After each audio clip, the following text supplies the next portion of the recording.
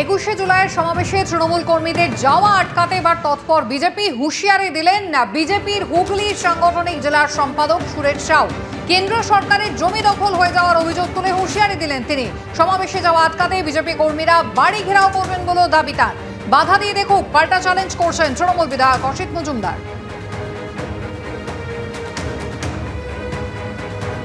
তারা সেখান থেকে আবার অক্সিজেন পাবে, অক্সিজেন নিয়ে এসে এই আলু, পটল, ঝিঙে, লঙ্কা এসব আছে যারা দলের, তারা এখানে এসে কার্বন ডাই অক্সাইড ছড়াবে।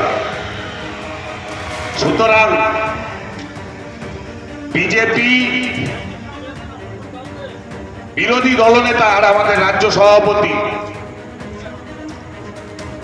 পরিষ্কার জানিয়ে দিয়েছে যে 21 তারিখ এই উচ্ছে, চিংড়ি, লঙ্কা, বেগুন, পটল যারা এই অক্সিজেন নিতে এই ধর্মতলায় পৌঁছায়, তাদের বাড়ির সামনে বিজেপির ছেলেরা ঝান্ডা নিয়ে দাঁড়িয়ে থাকবে। তারা কি করে ওখানে অক্সিজেন নিতে পৌঁছায় তার ব্যবস্থা, তাদের আটকানোর ব্যবস্থা বিজেপি আগামী 21শে জুলাই করবে।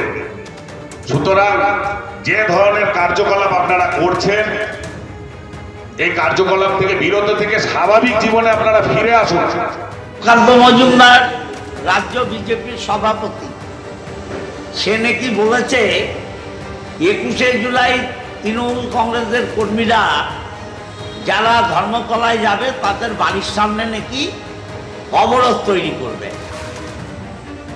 দম যদি থাকে কারোর বাড়ির সামনে দাঁড়িয়ে দেখে যাবে, দম থাকলে বাড়ির সামনে দাঁড়াবে, ঢোল বাজবে, ঢোল। বর্ষা জাঁকিয়ে না আসতেই শহরে বাড়ছে ডেঙ্গি ম্যালেরিয়ার প্রকোপ। চলতি বছরে এখনো পর্যন্ত রাজ্যে ডেঙ্গি আক্রান্তের সংখ্যা 441। যদিও এখনো কারোর মৃত্যুর খবর নেই বলেই কেন্দ্রীয় স্বাস্থ্য মন্ত্রকের তরফে উল্লেখ। এপ্রিল মাসের শেষে রাজ্যে ম্যালেরিয়া আক্রান্তের সংখ্যা 2164। এখনো পর্যন্ত রাজ্যে ম্যালেরিয়ায় আক্রান্ত হয়ে একজনের মৃত্যু হয়েছে। ধীরে ধীরে বাড়ছে ডেঙ্গি আক্রান্তের সংখ্যাও। পাশাপাশি ম্যালেরিয়ার প্রকোপ বাড়ায় উদ্বিগ্ন স্বাস্থ্য দপ্তর। ইতিমধ্যেই বিভিন্ন জেলায় বিশেষ নজরদারির নির্দেশও দেওয়া হয়েছে।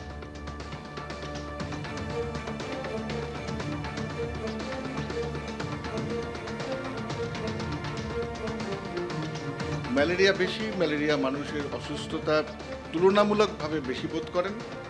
সচরাচর তারা পরীক্ষা করতে চান, নির্দিষ্ট কার্যকরী ওষুধ পাওয়া যায়। কিন্তু ডেঙ্গির ক্ষেত্রে মানুষের অসুস্থতার তীব্রতা ততখানি হয় না।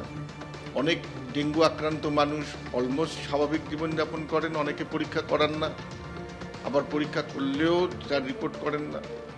প্যারাসিটামল জাতীয় ওষুধ খেয়ে জ্বর কমে গেলেই, সুস্থ বোধ করলেই তারা স্বাভাবিক জীবনে ফিরে আসেন। বিশেষ করে প্রথম সংক্রমণের ক্ষেত্রে এটা প্রায়শই লক্ষ্য করা যায়। ম্যালেরিয়ার ক্ষেত্রে কিন্তু প্রথম, দ্বিতীয় বা পরবর্তী কোনো সংক্রমণের গল্প নেই।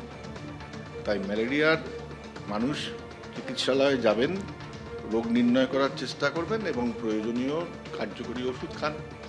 সেই কারণেই ম্যালেরিয়ার রিপোর্টটা অনেক সহজেই পাওয়া যায় তুলনামূলকভাবে ডেঙ্গুর।